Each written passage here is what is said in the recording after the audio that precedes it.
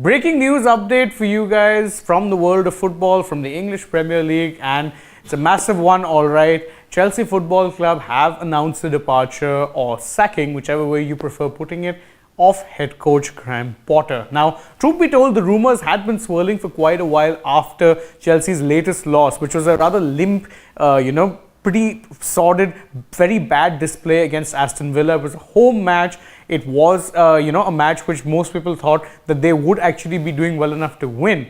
But instead, Aston Villa ended up defeating Chelsea 2-0. And what seemed like what had become a bit of a dawn for maybe new results coming their way once they had gotten together like 2-3 wins in the past.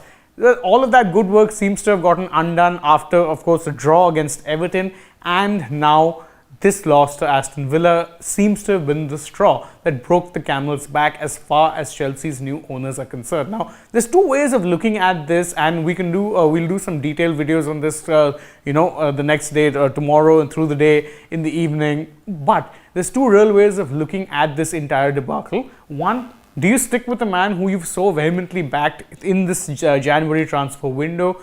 Or do you accept that results haven't really been going good and that maybe the club needed some sort of a major change if they were to be competing at the level that the new owners and the fans would be expecting them to compete at in the coming season?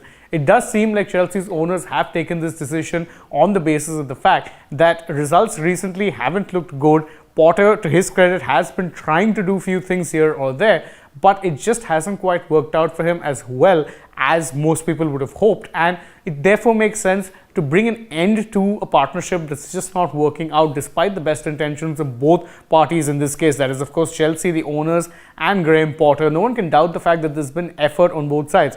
Graham Potter has definitely worked hard. The owners have most definitely backed Graham Potter to the tune of signings worth over 250 or 300, 400 million pounds. But the results just haven't been there, and after a point there comes a point where you can only take it for that long, and it does appear in fact like the breaking point was that loss to Aston Villa, where Chelsea looked limp, they looked second best.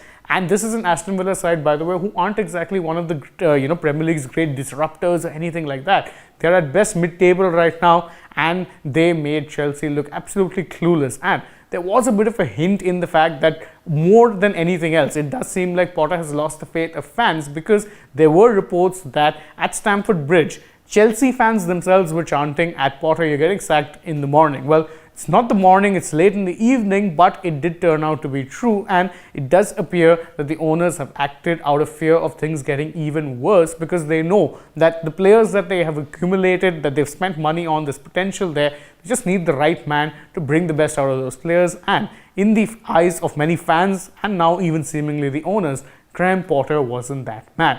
How things pan out now with Chelsea remains to be seen. They have, of course, they'll need to find a new manager, someone to take them through to, of course, the next season onwards, and then start the rebuild again.